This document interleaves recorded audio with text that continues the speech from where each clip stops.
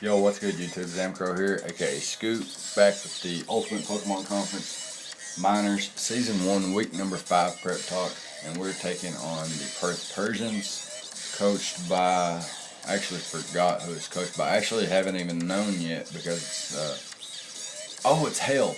It's Hale, that's what it is. I actually found it in the chat today and messaged him today, so. Here's the prep talk. I've finished my prep. We have scheduled our battle for the weekend sometime. This is like today's October the 3rd, so this weekend, whatever, after Friday or Saturday or whatever. Yeah, we've planned our battle. Anyways, my team is as always Zealander, Therian, Suicune, Thundurus Incarnate, Mega Heracross, Bronzong, Decidueye, Hydreigon, Grambull, Miracle, Ditto, and Weezing. My opponent rocks out with the Mega Kangaskhan, Infernape, Gengar, Crocodile, Starmie, Fortress, Magneton, Dragonite, Z-Move User, Omastar, and Clefairy.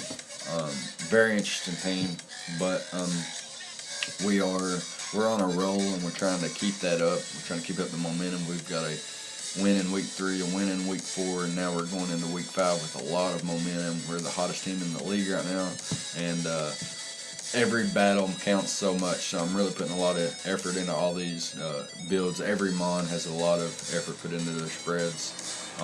Sometimes towards the end of my builds, I'll get a little bit lazy with some certain mons and just roll with it. But I'm really trying to avoid that. Anyways, for this matchup, I brought a defensive Landers, mostly because he has a Kangaskhan, Mega Kangaskhan,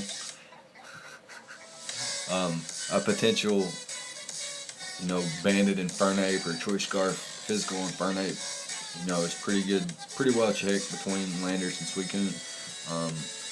Crocodile's not doing much with Landers around, especially rocking a potential Z-Move User, Knockoff, and Earthquake not doing that much. So I don't know if he'll actually bring that, especially I have Crocodile, Suicune, really good ways to check Crocodile. Starmie, again, I have really good ways to check it, and Spin Block, both of those.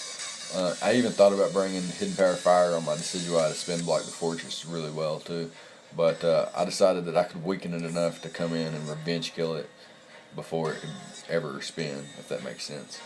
Anyways, my Landers are here. I need Stealth Rocks up.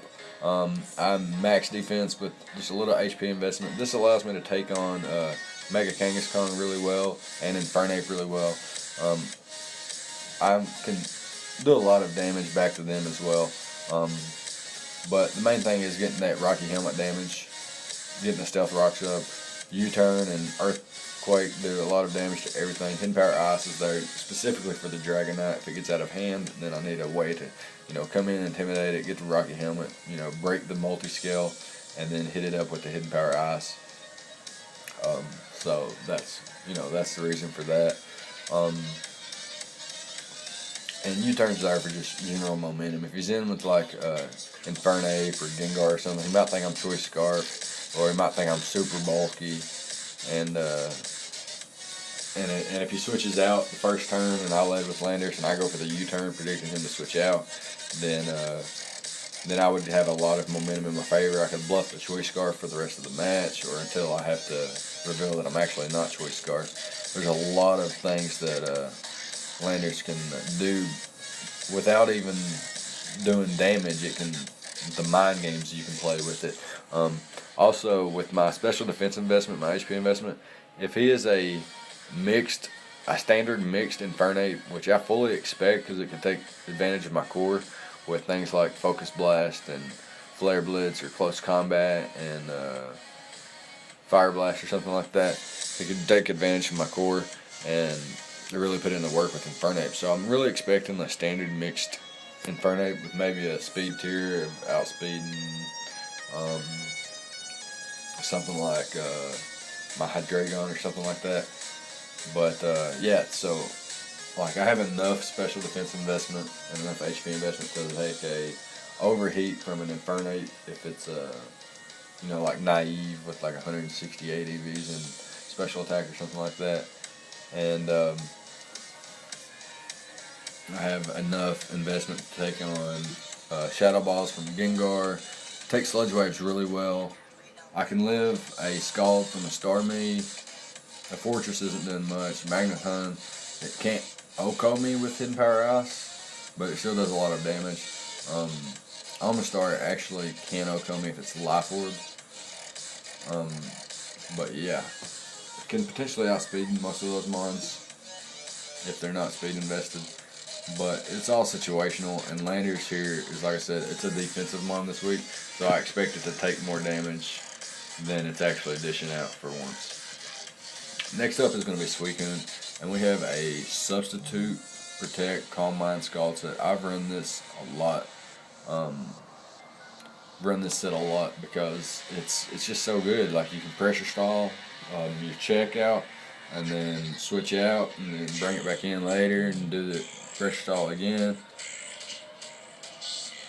You know what I'm saying? There's ways that you can abuse your checks so that late in the match they're no longer a check.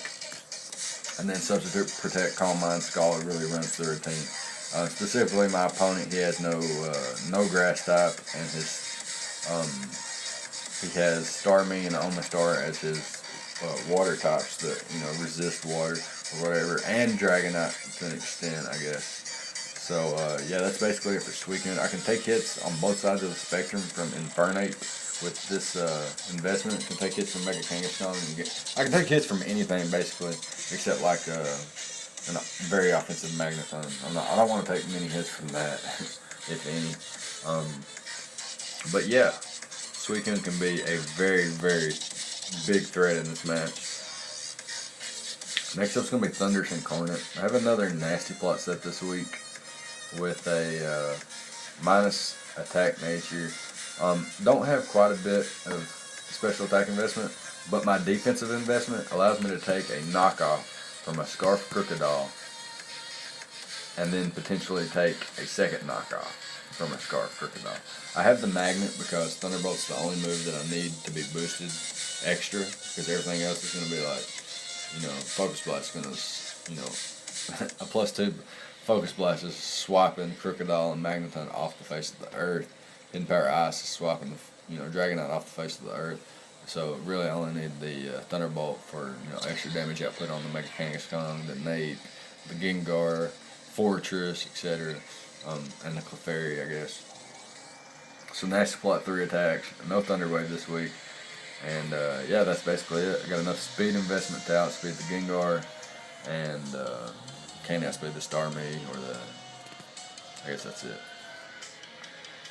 Next up, Heracross, Mega Heracross, the bad boy.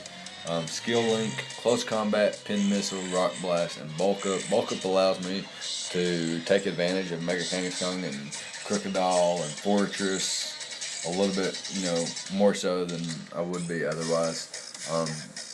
After a Bulk Up, I can take hits from basically anything on the physical side of the spectrum. I have enough HP investment where I can live any one hit anyway, unless it's like a Flare Breath from Nate, or a Supersonic Sky Strike, or Fly from Dragonite. Close Combat's doing a hell of a lot of damage. I'll be right back.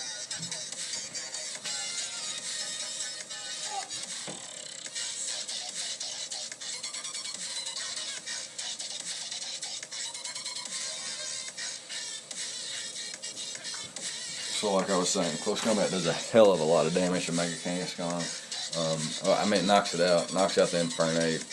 Gengar's knocked out by Rock Blast. Crocodile's knocked out by Close Combat. Starmie's knocked out by Pin Missile. Fortress knocked out by Close Combat into Close Combat, or potentially just Close Combat. Knocked out after Rocks after a Bulk Up anyway. Magneton's knocked out after Close Combat. By Close Combat. Dragonite, Rock Blast knocks it out. Omastar, Close Combat. And Clefairy, I guess I can't really say nothing about Clefairy, but I have checks to it, and I guess if I set up enough, Heracross would run through it too. But like I said, Clefairy's not a problem. I do have Landers, Suicune, Thunders, and Bronzong to check those pretty well.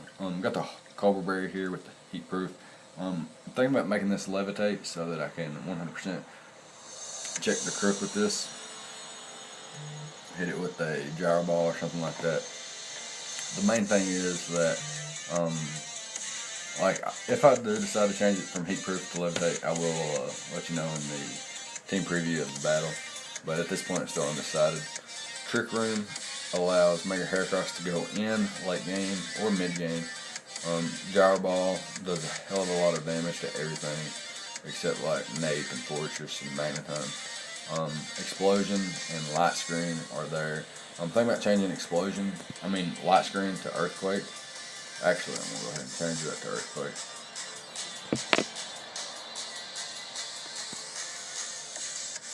And the reason I'm doing that is for Magneton. I don't want it to be able to come in and trap me and then just me not be able to damage it. So I'm going to pack the Earthquake there. Next up is going to be a Cobra Berry Decidui, so that I can come in on Crocodile, potentially. Can come in on Starmie as well.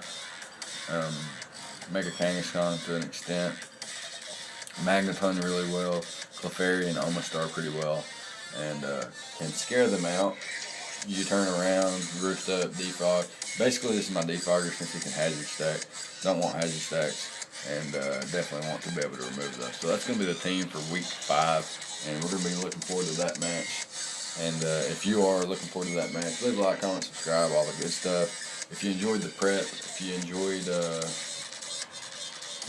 the prep, or if there's something you'd like to point out about the prep that maybe you did differently, or something you could add to the prep to make it better, or something, anything really, just let me know in the comment section.